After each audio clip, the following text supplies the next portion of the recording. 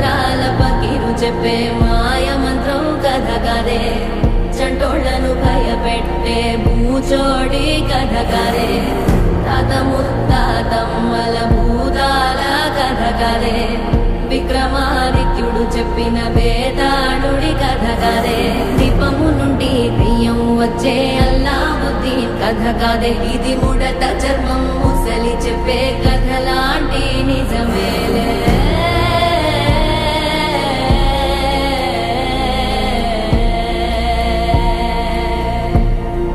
నిజమే